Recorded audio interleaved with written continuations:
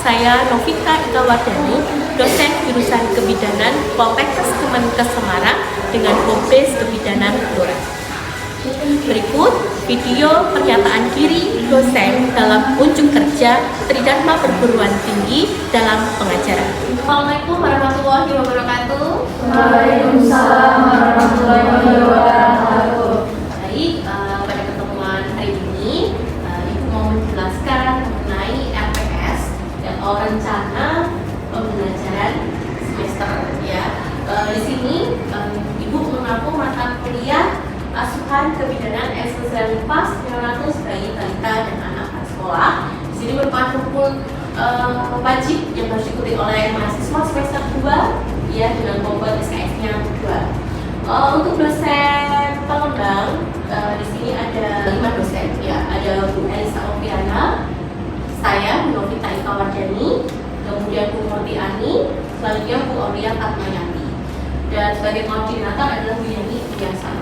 Ya, untuk capaian pembelajaran pada mata kuliah ini yaitu lulusan mampu menguasai ilmu kebidanan, ya. Kemudian lulusan mampu melakukan komunikasi, edukasi dan konseling yang bersifat promotif, preventif, ya, dengan menggunakan media atau metode yang relevan. Kemudian capaian kelima di sini adalah lulusan mampu melakukan asuhan kebidanan esensial, itu di sini adalah infant, bayi, neonatus, balita dan anak prasekolah. Kemudian capaian yang keenam, lulusan mampu melakukan deteksi dini. Nah, di sini komunikasi, kekeluargaan neonatal, maternal, ya, kolaborasi, rujukan dan juga edukasi untuk upaya promotif preventif. Ini ada bahan kajian, ada 9 bahan kajian tadi ya, dari konsep umum, faktor yang mempengaruhi masa nifas, dan kebutuhan masa nifas, prosedur ketampilan, deteksi dini dan dokumentasi pada masa nifas. Kemudian untuk bayi ada pertumbuhan dan perkembangan, adaptasi fisik dan psikologis, kemudian ada faktor yang mempengaruhi kebutuhan dan evidence-nya, deteksi dini, dan juga manajemen atau pendokumentasian pada bayi. Ini untuk bobotnya, ya, untuk UTS, untuk mata kuliah ini kita diberi bobot 30 ya, itu sesuai dengan masing-masing subjek PMK-nya. Kemudian UAS 35 dan tugas ya ada 25. Nanti tugasnya itu adalah membuat makalah ya. Kemudian kuis di sini yaitu tiap pertemuan nanti kita ada pertemuan kuis, nanti bobotnya adalah 10%. Jadi itu yang akan kita sampaikan. Beberapa buku yang merupakan karya dari dosen kita. Di sini ada buku mengenai buku masa nifas dan juga ada buku asuhan kebidanan bayi balita yang merupakan karya dari dosen kita. Ya, kemudian juga ada ini adalah referensi integrasi dari hasil penelitian yang sudah ada. Ini merupakan hasil penelitian yang sudah dilakukan oleh dosen kita. Ada Bu Gina Dewi tentang psikologis masa nifas, dan juga ada dari Bu Ika, saya sendiri, yaitu tentang media untuk mengetahui status gizi, yaitu Sempuati. Ya, selanjutnya di RPS ini ada 16 pertemuan, sudah ada rinciannya dari masing-masing pertemuan. Ini ada pertemuan 1, topiknya dan bahan kajiannya, metodenya. Nah, untuk dengan saya, Bu Novita Ika, nanti kita bertemu di pertemuan 10. Di pertemuan dengan saya, nanti akan membahas mengenai pertumbuhan dan perkembangan pada neonatus, bayi, balita, dan anak prasekolah.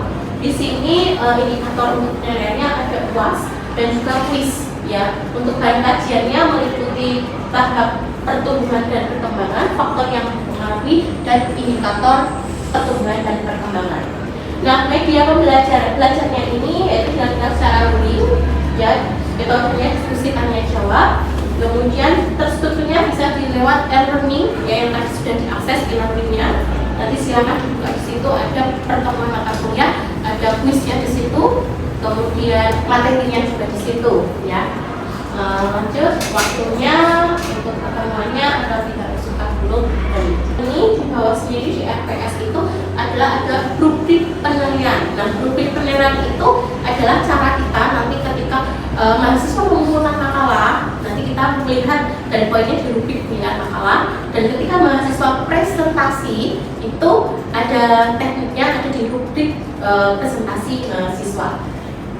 Ada di sini, ini ada rubrik penilaian ya, ini untuk diskusi seminar presentasi mahasiswa. Terus di bawah sini itu ada rubrik untuk makalah dari mahasiswa. Begitu, ada yang ditanyakan? Ya, begitu penjelasan RPS untuk mata kuliah Asuhan Kebidanan Esensial MIPAS, Neonatus, Bayi dan Balita, Prasekolah. Assalamualaikum warahmatullahi wabarakatuh. Waalaikumsalam warahmatullahi wabarakatuh. Selamat siang adik-adik sekalian. Masih semangat kan? Masih. Oke, sebelum kita ke perkuliahan hari ini, silakan kita berdoa dulu menurut agama dan kepercayaan masing-masing. Berdoa, kita mulai. Adik-adik sekalian, kemarin kan kita sudah membahas RPS ya untuk mata kuliah esensial MIPAS, neonatus, bayi dan balita, dan anak prasekolah. Nah, kemarin kita sudah ketemu di pertemuan 9 ya, yang masih membahas tentang konsep dasar neonatus, bayi, balita, dan anak prasekolah. Oke, Ibu tanya dulu, untuk mata kuliah kemarin masih ingat enggak ya yang di sini? Ada yang tahu enggak apa yang dimaksud dengan bayi? Oke, ada yang tahu? Dari 0 sampai 1 tahun. 0 sampai 1 tahun. Wah, oke. Masih ingat ya pertemuan kemarin ya? Oke. Untuk pertemuan hari ini kita memasuki pertemuan ke-10, yaitu membahas mengenai tumbuh kembang bayi, neonatus, balita, dan anak prasekolah. Tujuan pembelajaran hari ini ya, harapannya kami mahasiswa itu mampu menjelaskan mengenai apa itu pertumbuhan ya, kemudian perkembangan, terus tahapan pertumbuhan dan perkembangan, kemudian faktor-faktor yang mempengaruhi serta indikatornya apa saja. Oke, mungkin ada yang lihat gambar ini? Kalau yang lihat gambarnya ini ya, jadi kan ada bayi, kemudian dia menjadi anak-anak ya, kemudian ini anak prasekolah ya, sampai menjadi anak-anak. Dari ini kelihatan ada apa? Pertumbuhan. Jadi yang dikatakan pertumbuhan itu apa dari gambar ini? Ya, bertambahnya misalnya tangan kakinya yang tadinya kecil menjadi besar ya. Kemudian yang tingginya hanya berapa nih? Ya, masih kecil misalnya 50 cm menjadi 70 cm, menjadi 1 meter, menjadi sekian. Itu namanya pertumbuhan. Jadi ada perubahan dari ukuran, volume, dan massa tubuh. Itu dinamakan dengan pertumbuhan. Di sini pertumbuhan itu bersifat apa? Irreversible. Artinya dia tidak bisa kembali ke bentuknya semula. Jadi kalau sudah tumbuh, nggak mungkin dia mengkeret ya. Kecuali kalau dia sudah masuk ke masa lansia, dia akan kembali turun ya. Berarti pertumbuhannya turun karena apa? Bungkuk ya, masa tulangnya jadi turun bungkuk. Nah, itu yang mengakibatkan kok orang tua lebih pendek gitu ya. Kemudian next, nah jenis-jenis pertumbuhan itu dibagi menjadi 2, yaitu linier dan massa. Linier itu berarti dia yang apa? Yang dilihat dari panjangnya, linier, panjang tulangnya atau panjangnya apa? Kemudian kalau massa jaringan, yaitu kita lihat dari apa? Berat badan ya, misalnya ada kumpulan cairan, lemak, resah. Nah, itu ada di jaringan. Ini kita ke perkembangan. Kalau lihat gambar ini, apa yang tahu ini apa? Di situ juga ada bayi yang tadinya nggak bisa apa-apa, kayak tengkur doang, itu udah bisa duduk, udah bisa jalan, lari. Iya, betul sekali ya. Kalau kita lihat di sini gambar bayi Bu, gambar bayi yang tadinya dia hanya bisanya apa? Tidur.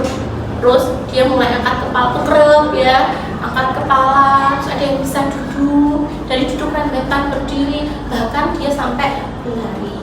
Nah, itu namanya adalah perkembangan. Perkembangan itu artinya apa?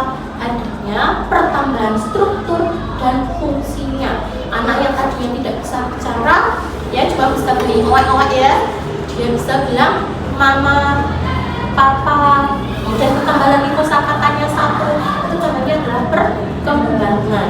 Dia bayi yang tidak bisa bergerak ya, tadinya cuma tiduran, bisa tengkurap, bisa angkat kepala, bisa duduk, bisa berdiri, bisa lari, ya itu namanya adalah perkembangan. Oke, next. Dan aspek dari perkembangan yang bisa kita lihat ini ada 5 aspek. Yang pertama adalah kognitif. Kognitif artinya apa? Berpikirnya anak ya, dia gimana caranya dia berpikir ketika caranya pakai baju gimana ya, dia berpikir ya. Ketika dia ada masalah misalnya sama temennya, dia butuh mainan, dia menyelesaikan masalahnya gimana, itu udah kemampuan dia berpikir. Atau anak menghafalkan ya, kalau kalian sering lihat anak-anak ya di TK atau itu, dia hafalkan ini warna apa, merah, biru, nah itu udah kemampuan dia menghafal atau berpikir karena kognitif perkembangan. Jadi tadinya dia tidak tahu apa-apa, sehingga dia bisa menghafal, mengingat, itu adalah kognitif. Itu kognitif. Lanjut yang kedua apa? Motorik. Motorik ada 2, kasar dan halus. Bedanya apa Bu? Kasar sama halus. Bedanya kalau kasar itu dia menggunakan otot kasar. Contohnya lari, ya. Dia pakai menjaga keseimbangan tubuh, itu adalah motorik kasar. Kalau motorik halus itu hanya otot-otot kecil, contohnya tangan, jari-jari, kaki, ya. Itu adalah motorik halus, ya. Oke, next. Nah, selanjutnya aspek perkembangan adalah bahasa dan bicara. Anak bayi dia bisa langsung ngomong? Nggak ada ya. Dia itu butuh perkembangan. Dia yang tidak tahu ngomongnya gimana, ya. Dia cari caranya untuk bisa ngomong. Nah, gimana caranya dia bisa ngomong? Adalah stimulus dari orang. Diajarkan anaknya, bilangnya mama atau ibu, ya, bilangnya papa atau ayah. Nah, itu diajarkan. Dan bayi itu nggak langsung bisa papa, mama gitu, nggak bisa. Dia hanya bertahap. 2 suku kata, 3 suku kata, misalnya pa, da, itu bertahap sesuai dengan umurnya. Ya, itu contoh dari bahasa. Kemudian bicara ya. Kemudian ada sosial emosional. Nah, sosial emosional ini adalah si anak. Ya, gimana bayi itu kan dia masih masih bayi, belum bisa sosial ekonomi, sosial emosionalnya kan belum ada. Nanti ketika dia bertambah dia akan mengetahui, oh sama temennya sosialnya gimana, udah bergaul atau enggak, dia senang bermain sama temennya enggak. Beda dari sosial emosional. Sering lihat anak-anak suka marah-marah atau tantrum ya. Nah itu adalah pelatih emosional si anak. Oke, next. Nah, dalam tahapan pertumbuhan dan perkembangan kita melihat dari beberapa masa. Yang pertama adalah masa bayi baru lahir. Oke, yang disebut dengan bayi baru lahir apa? Bayi ya baru lahir sampai umur usianya itu 24 jam. Namanya bayi baru lahir harusnya sampai usia 24 jam. Di sini terjadi pertumbuhan yang sangat cepat dari alat-alat jaringan tubuhnya. Misalnya dia perkembangan adaptasi dari paru-parunya yang tadinya di dalam jarum itu dia bernafas masih menggunakan mulut yang mengambil ketuban ya. Akhirnya ketika dia lahir dia belajar oksigen, paru-parunya mengembang untuk mengambil oksigen. Itu dia butuh pertumbuhan dan perkembangan. Di sini mulai terjadi fase sekolah. Kemudian di fase neonatus, berarti masa tadi kurang dari 28 hari. Di sini adaptasi lingkungannya sedikit terjadi perubahan secara fisik ya, jadi nggak begitu kelihatan kan 28 hari ya. Next. Kemudian di masa bayi, nah ini bayi itu sudah mulai ada perubahan. Misalnya kan bayi itu sampai usia 1 tahun ya, di situ dia mulai bisa duduk, dia mulai bisa rembetan ya, atau pertumbuhannya dia sudah bertambah tingginya, dia bertambah berat badannya. Di sini kelihatan adanya pertumbuhan. Kemudian di masa anak-anak, nah di sini anak-anak itu perkembangannya cepat ya, karena dari minatnya, cara menyesuaikan dengan lingkungan, dan di sini dia sudah mulai mengenal teman sebaya, sudah pernah bermain itu seperti apa, dan anak. Oke, next. Nah, faktor yang mempengaruhi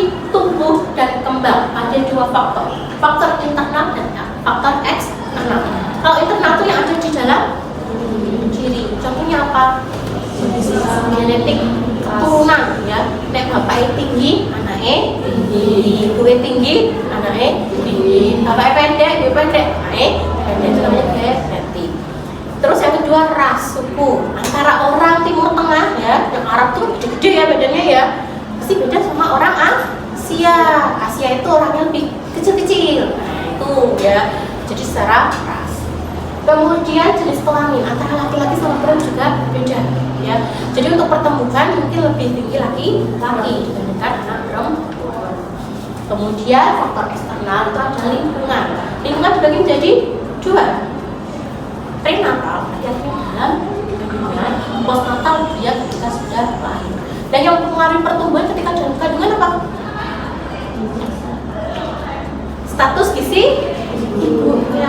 Kira-kira nih yang ketika hamil dia mengalami kekurangan gizi kronik ya, yang nilainya kurang dari 23,5 cm. Bayinya tumbuh nggak? Asupan nutrisi di dalam kandungan terpenuhi tidak? Kurang. Akhirnya apa? Mempengaruhi pertumbuhan janin di dalam. Terus ibu hamil mengalami anemia. Nah, kalau fase postnatal atau pasca natal itu setelah melahirkan, bayinya lahir. Kita lihat nutrisi bayi. Makanan yang terbaik untuk bayi itu apa? ASI. Bayi itu kira-kira mendapatkan ASI enggak? Ya, kalau bayi tidak mendapatkan ASI secara eksklusif, terus banyak lamanya 6 bulan, itu kecukupan nutrisinya kurang. Ya, ingat ASI itu adalah makanan terbaik untuk bayi. Selain itu, kesehatan si bayi. Kalau bayinya dia sering sakit-sakitan juga akan mempengaruhi pertumbuhan. Kenapa? Bayinya sakit, kira-kira makannya mau nggak? Nah, ketika makanannya sedikit yang masuk, dia juga akan sedikit untuk bergerak untuk pertumbuhan dan perkembangan. Itu adalah faktor-faktor yang mempengaruhi. Nah, indikator untuk pemantauan tumbuh kembang tadi itu kita lihat di pertumbuhan ada berat badan, tinggi badan, dan tingkat kepala. Perkembangan motorik halus, motorik kasar, bicara, dan oke, next. Kita ke pertumbuhan. Dari pertumbuhan kita mau bahas tentang berat badan. Indikator untuk mengetahui status gizi dari berat badan adalah berat badan per tinggi badan. Terus untuk indikator BB per TB dan BB per O. Jadi dilihat berat badan per umurnya. Kita akan menentukan. Nah, adik-adik nggak usah bingung. Kita punya buku KIA ya, calon bidan. Kita kan punya buku KIA ya. Jadi kamu pusing hitungnya min 2 SD kok pusing sampai bidan. Kita sudah punya buku KIA. Nah, di sini buku KIA sudah ada grafiknya. Nanti kamu kalau misalnya sudah jadi bidan, ketika posyandu, tinggal kamu isi di sini. Oh ya, berat badannya berapa sih? Tinggi. Saya berat badan per umur ya. Dia berat badannya umurnya dalam bulan di titik mana? Kalau dia masih di kurva hijau, berarti artinya normal. Ya. Oke, next untuk tinggi badan ini. Ya, kalau kita lihat di sini, pokoknya kalau dilihat di sini ada umur 3 bulan, sini beratnya. Lihat, kalau dia masih di kurva hijau ini, berarti dia masih normal. Oke ya. Next. Dan kemudian untuk tinggi badan. Nah, tinggi badan itu adalah tinggi badan per umur. Kita sama nanti di buku KIA ini juga sudah ada tinggi badan per umur. Tinggal kita lihat tinggi anak berapa, umurnya dalam bulan itu berapa, terus titiknya ada di mana. Kalau dia di hijau berarti masih normal. Oke, next. Nah, ini yang kita harus tahu ya calon bidan semuanya. Bagaimana kita mengukur tinggi badan yang tepat. Oke, semua kalian terlihat ya. Kalau pakai yang disuruh tidur ya seperti ini, syaratnya ini dia harus usia 0 sampai 24 bulan atau 2 tahun. Dia harus tidur. Kalau dia umur sekian kok berdiri, nanti ditambahkan 0,7 cm.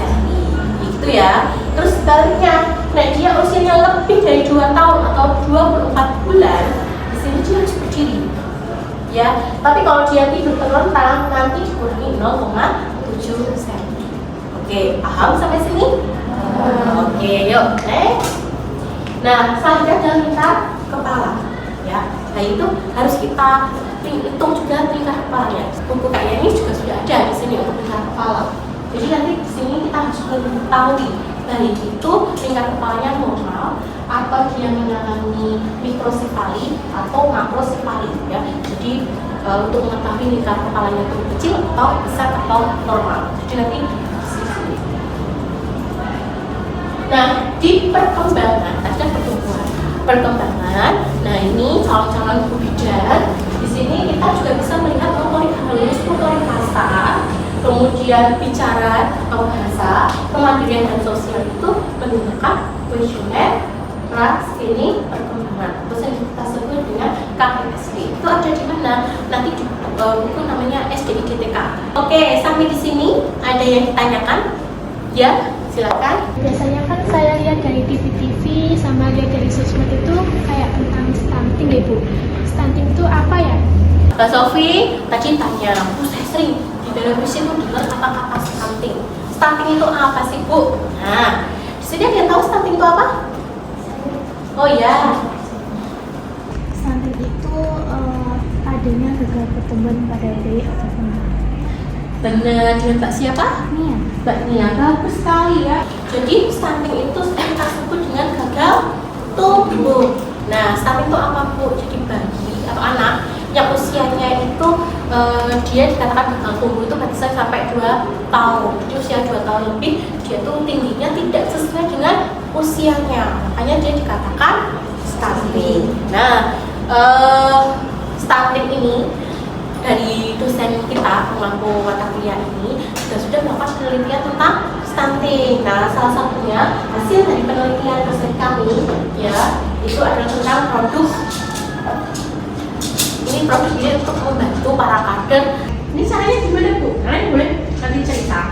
Jadi di sini ada yang garis putih, garis abu-abu, ada yang hijau sama yang pink. Garis putih itu artinya dia tinggi badannya normal. Kalau abu-abu di sini berarti dia sudah mengarah ke stunting. Pink ini adalah batas untuk pertumbuhan anak perempuan. Kalau yang hijau ini adalah batas anak laki-laki. Misal anak usia 18 bulan.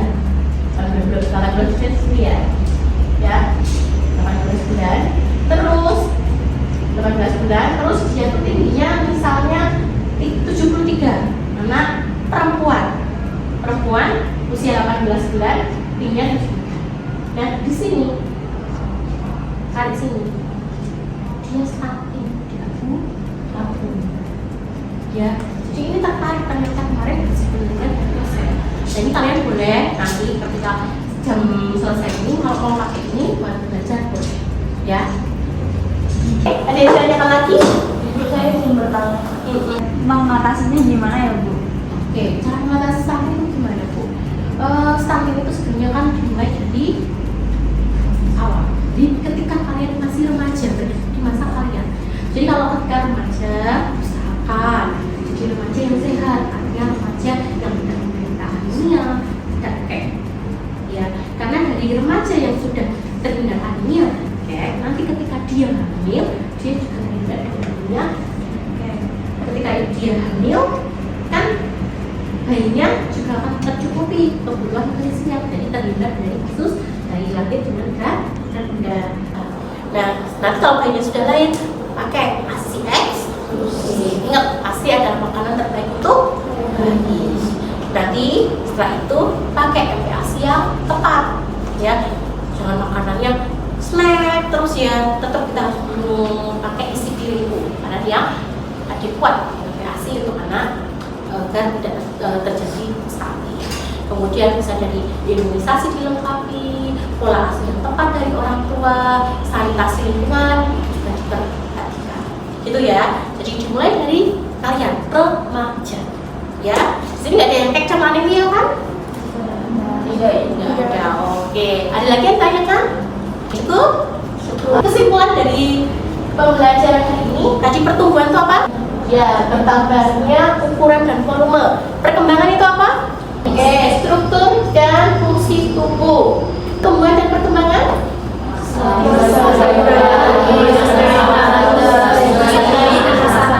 Apa yang mempengaruhi? Internal dan eksternal. Indikatornya ada berat, tinggi, perkembangan,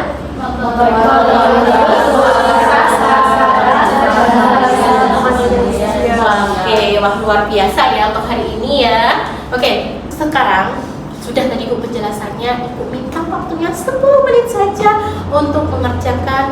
kuis. Ya, next.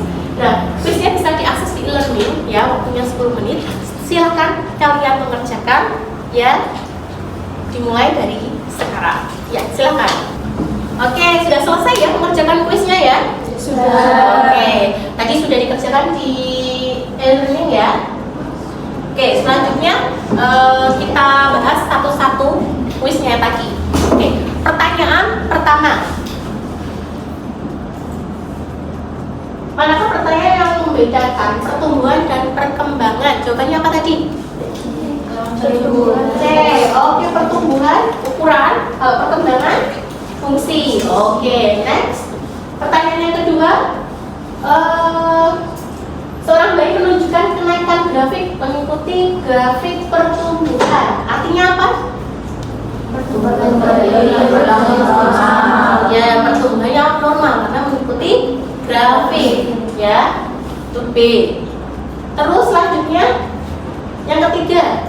Tadi ya, laki-laki 18 bulan, ya, dia diukur tinggi badannya berdiri. Maka artinya hasil pengukuran sebesar 0,7. iya, ditambah 0,7 cm. Oke, sampai sini yang ditanyakan? Cukup? Jelas? Jelas. Oke, untuk pertemuan hari ini ya Ibu rasa sudah cukup ya. Terima kasih sudah mengikuti dari awal sampai akhir.